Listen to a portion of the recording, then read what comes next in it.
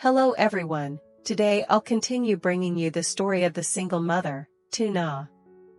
I hope this video stirs many emotions for you. After days of asking around, tieu's mother-in-law finally tracked down where her daughter-in-law and grandchild were living. At first, she simply wanted to satisfy her curiosity, to see with her own eyes the baby she had never been allowed to meet.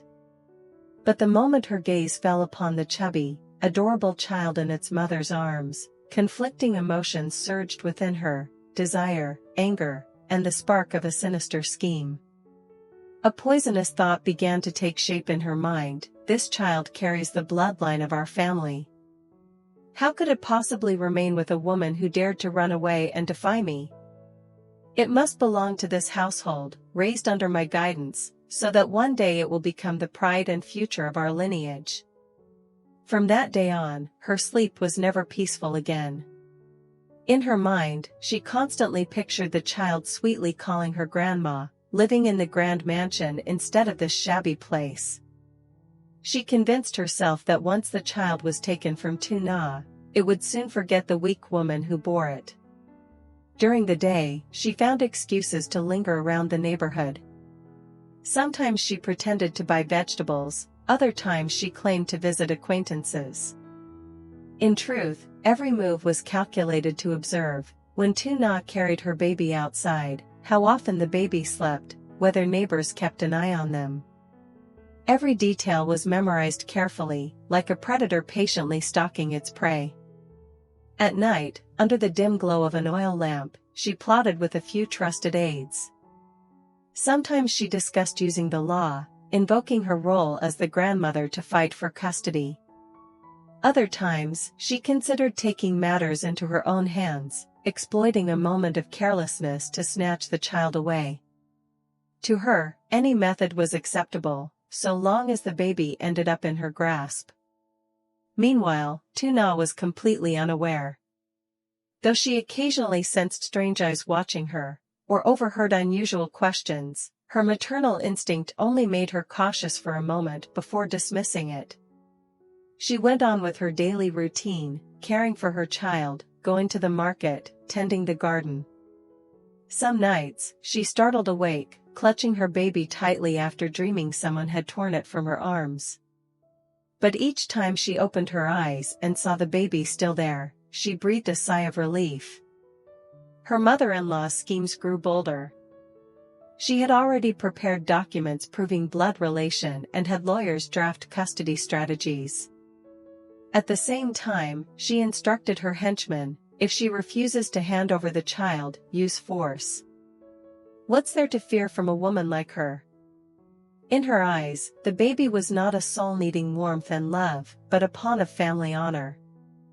For tieu, a terrifying storm was silently drawing near, though she had no idea. That morning, after nursing her child and putting it gently to sleep, she tucked the blanket around the baby, closed the bedroom door, and carried a bamboo basket into the garden to harvest custard apples. The small patch of land was thriving, the fruits were ripe, heavy, and fragrant.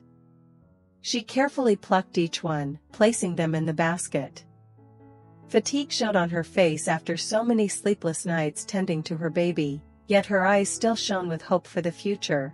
Once I sell these, I can buy more milk, maybe even a warm coat for my child. Beyond the garden, the afternoon breeze rustled through bamboo groves, and birdsong filled the air like a peaceful melody. Tieu worked while softly humming a lullaby, as though wishing her baby inside could hear and sleep soundly. But behind that peace, just beyond the fence, a pair of cold eyes were watching. Her mother-in-law stood hidden in the shadows of a tree, lips curled into a chilling smile. She didn't care about the full basket of fruit, her thoughts were fixed only on the true treasure lying in the cradle. Just one slip, just once, and I'll take the child away. From then on, she'll never touch it again. The garden was still fragrant, the sky still clear, but a creeping darkness had already fallen over the small house. The trap was tightening with each passing day, and tieu remained oblivious. After the market, tieu returned home in a weary state. Her thin shoulders sagged beneath the bamboo pole, with only a few unsold custard apples left in the baskets. The moment she stepped through the doorway, the shrill cry of her baby echoed from the inner room, a desperate call for its mother's embrace. Without a moment's rest, Tuna quickly set the pole down, removed her worn conical hat, and hurried to the cradle. Lifting the baby into her arms, she sat on the creaky bamboo bed, gently pulling her blouse aside to nurse. Watching the tiny lips latch onto her milk, the half-closed eyes full of serenity, a soft glow lit up her face. All the exhaustion of the market seemed to vanish, leaving only the simple happiness of seeing her child peaceful in her arms. When the baby was full, Tuna carefully placed it back in the cradle, pulled a thin blanket over its small body, and quietly stepped into the garden. The plot was small, yet weeds grew thick, curling around the custard apple trees and vegetable beds. Kneeling down, her calloused hands worked swiftly to pull out each stubborn clump. Even while busy, her eyes often flicked toward the room where her baby slept. The evening breeze carried the scent of earth, the rustle of bamboo, the chirping of birds. Together they painted a scene of tranquil simplicity. Yet within that calm, danger was drawing near. From a distant thicket, the shadow of Tuna's mother-in-law appeared. She stood still, watching intently. The baby lay fast asleep inside, while Tuna busied herself with the weeds outside, more than 10 steps away. The woman's lips curled into a smile, her eyes glinting with calculation. This is the perfect chance. Oblivious, Tuna continued her work, beads of sweat falling and soaking into the soft soil. Her thoughts were simple. In a while she would rinse the rice, cook a pot of vegetable soup, and later sing her baby to sleep. From behind came the faint creak of the wooden door, but she paid it no mind, assuming it was only the wind or a cat darting across the porch. Inside the house, however, another story was unfolding. Tuna's mother-in-law had slipped quietly in, her eyes gleaming in the dim light. She stopped before the humble bamboo cradle. The baby slept soundly, cheeks plump and rosy, breath steady like that of an angel. For a fleeting moment, tenderness flickered in her eyes, but it was instantly devoured by ambition. In her heart, a voice screamed, "This is the true bloodline of our family. It cannot remain here another day. I must take it back, at any cost." Her hands trembled as she lifted the blanket, revealing the child's delicate face, wisps of fine hair falling over the forehead. Her heart pounded, her breath quickened. Slowly, she slid her hands beneath the tiny body and began to lift the child. The baby stirred, lips puckering as if searching for its mother. A faint whimper made her falter for an instant, but hesitation quickly gave way to determination. Clutching the baby tightly to her chest, she gasped for breath, yet an insidious smile spread across her lips. Out in the garden, Tuna patiently pulled at the weeds. Her brown blouse was drenched, her back bent under the late afternoon sun, her lips softly humming a lullaby out of habit. She had no idea that just a few steps away, her little angel now lay in the arms of a heartless woman, ready to disappear into the silence. The scene still looked peaceful, the wind still blew, the birds still sang, Tuna's lullaby still lingered gently in the air.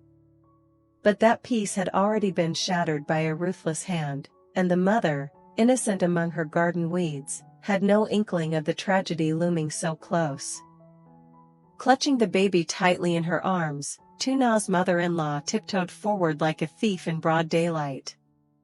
The child still slept soundly, its breath brushing lightly against her neck, filling her with both anxiety and anticipation. Her arms trembled, not from affection, but from the tension of fearing discovery. Inside the small house, silence reigned. Outside in the garden, Tuna's soft humming carried on steadily, a bitter contrast, while the mother busied herself among the weeds, unaware that her one and only lifeline was being carried away step by step. She carefully pulled the door shut. The creak of the hinges pierced the stillness, making her flinch. She quickly glanced toward the garden. Seeing Tuna still bent low, her hands busy with the weeds, she exhaled in relief. Her heartbeat raced, and her footsteps quickened. Pressing close to the thick growth of trees near the porch, she held the baby tightly against her chest and slipped down the small path behind the house. The rugged dirt road stretched out ahead, each step farther away easing her tension, as though she had broken free of her daughter-in-law's reach. In her arms, the baby stirred, letting out a faint whimper as if sensing the strangeness.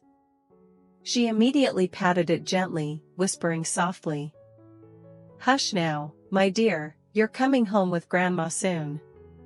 Meanwhile, Tuna remained blissfully unaware in the garden, thinking only of preparing dinner and her child's peaceful sleep that night. She had no idea that within minutes, when she returned to the room, she would be faced with a cold, empty cradle. The figure of her mother-in-law disappeared behind the bamboo grove, carrying away not just the baby but the very breath of Tuna's life. A silent separation, without a sound, yet enough to leave a wound that would never heal in a mother's heart. When the weeding was done, Tuna stood, wiping the sweat from her forehead, smiling faintly in relief. Dusting her soiled hands against her sweat-dampened blouse, she looked toward the familiar little house. A wave of longing rose within her. My baby must be sleeping soundly now. I'll go check, then cook dinner in time for evening. She stepped briskly to the room, pushed aside the bamboo curtain. A smile still lingered on her lips, but in an instant, her face drained of color. The cradle was empty. The thin blanket lay askew, the room suffocatingly silent. The steady breath of her child was gone. My baby. Her voice trembled. She rushed to the cradle, her hands fumbling desperately as if her son might be hiding beneath the blanket. But all in vain. My child. Where are you? Her scream tore apart the quiet afternoon. Frantically, Tuna ran through the house, yanking aside curtains, peering under the bed, flinging open cupboard doors. Each place she searched only deepened her panic. Her legs trembled, her vision blurred with tears. My baby, don't tease Mama, come out to me, the words broke, choked in her throat. But the only reply was the hollow rush of wind through the porch. She collapsed to her knees beside the cradle, clutching the tiny blanket, her whole body shaking. Pain stabbed her heart like a blade. Her child, her very flesh and blood, had been stolen away. In a frenzy, she sprang up and dashed to the alley, her voice hoarse from screaming. Has anyone seen my child? Where is my baby? Please help me. Her cries pierced the air, drawing neighbors from their homes. Some shook their heads helplessly, others stared in shock at her frantic state. She clutched every arm, every face she saw, pleading desperately. Did you see the baby? Did anyone see someone carrying him past here? But only bewildered eyes met her questions. Like a soul unmoored, Tuna staggered along the dirt path, tears streaming, calling out in vain. My child. My baby, come back to Mama, don't leave me. Her bare feet bled on the stones, yet she felt no pain. Her entire being was consumed by one single thought, to find her child at any cost, even if it meant running to the ends of the earth. Her anguished screams stirred the entire village. A few, moved by pity, fanned out to search. But the figure who had taken the baby had long since vanished beyond the bamboo grove. And there remained the wretched mother, crying out in despair in the middle of the village road, burdened with a void no comfort could ever fill. In the depths of panic, Tuna's legs could barely support her. She staggered down the narrow alley, her breath ragged, sweat and tears mingling on her face. Her cries for her little boy grew hoarse and raw, tearing at her throat. The surroundings were eerily silent, broken only by her desperate shouts echoing through the village. At her lowest moment, a name suddenly flashed in her mind, Alex. The man who had stepped in to protect her more than once, who had stood by her in her weakest hours. That image sparked the faintest glimmer of hope within her. Alex, only he can save me now. Without another thought, Tuna wiped her tears and bolted forward.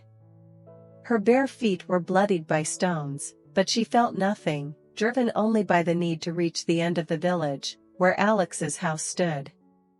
With every stumbling step, she choked back sobs, whispering prayers. Please, let me make it. Please, let him help me find my child. Reaching Alex's door, she nearly collapsed, pounding frantically against the wooden panels. Her voice, ragged and piercing, filled the street. Alex! Alex, open the door, my baby is gone, please save me. The door swung open, revealing Alex, his face stunned. Before him stood a disheveled Tuna, hair tangled, eyes swollen, body trembling on the verge of collapse. She lunged forward, clutching his arm, her voice breaking in sobs. Alex, they took my baby, please, please help me. For a moment, Alex froze. Then he wrapped his arms firmly around her shoulders, keeping her from falling. His heart ached at the sight of her despair. Drawing a deep breath, he steadied his voice, speaking gently but with resolve. Nah, calm down. Listen to me, we will find your child. I promise. Those words were like a lifeline. Tuna burst into sobs, burying her face into his shoulder. Alex let her cry, one hand softly patting her back, while the other quickly reached for his phone. A cold, determined look flickered in his eyes. In his mind, the pieces fell into place. The times he had seen her mother-in-law lurking around the neighborhood, the timing of the baby's disappearance, everything pointed to the same direction. Gritting his teeth, he spoke firmly. Nah, I'm certain it was your mother-in-law who took the baby. No one else would dare do this. Tuna froze, her eyes wide, her heart pierced by fear. No, how could she? Alex tightened his grip on her shoulders, his tone resolute. Trust me. We can't waste time, but we also can't confront her recklessly. This requires the police. Only they can force her to return the child. Shaking, Tuna nodded. Though tears still streamed down her cheeks, a flicker of hope returned to her eyes. Alex quickly threw on a coat, clasping her hand tightly as if to lend her strength, while dialing a few trusted friends in the village. That very night, he took Tuna straight to the commune police station. The wind lashed at her face, her hair whipped loose, but she noticed none of it, only clutching at his sleeve, murmuring over and over. My baby. I will bring you back. I won't let you go. At the station, Alex helped her inside. Upon hearing of the missing child, the officers immediately mobilized, calling in reinforcements. Alex laid out the situation clearly, from the mother-in-law's repeated appearances near the house to the timing of the baby's disappearance. The police split into teams, one dispatched to the mother-in-law's house for verification, another to check cameras along the main road. Phones rang non-stop, motorcycles roared to life in the yard, and a tense energy filled the station. In the waiting room, Tuna slumped against Alex's shoulder, her body trembling like a leaf in the storm. Alex held her tightly, his eyes fixed ahead, burning with determination. Nah, have faith. The police are on it, and I swear, I'll be with them until your child is back in your arms. As soon as they received the report, the commune police immediately took action, dividing their forces into several teams to coordinate. One group was dispatched to Tuna's small house to examine the scene. Alex and Tuna followed along, their hearts weighed down with worry. The house stood quietly in the middle of a deserted garden. The wooden door hung ajar, and inside, the bamboo cradle was empty. A thin blanket had been pulled aside, stark evidence of someone's haste. The moment she saw it, Tuna broke down, sobbing uncontrollably. Alex quickly placed a hand on her shoulder, whispering softly, "Nah, let them do their work. This is the first step to finding your child." The officers began their work with meticulous care. They documented everything, taking photos of the cradle, the blanket, and the strange marks on the floor. One officer crouched down, pointing out a footprint, clearly larger than Tuna's. Out on the porch, a fresh scratch marked the wooden door, as though someone had forced it open. One officer said gravely, "This isn't an accident. Someone broke in, and likely took the child." Immediately, they expanded the scope of the investigation. Along the small path behind the house leading to the dirt road, tire tracks appeared, evidence that something, or someone, had been carried away. The detail was promptly recorded to coordinate with footage from a nearby intersection camera.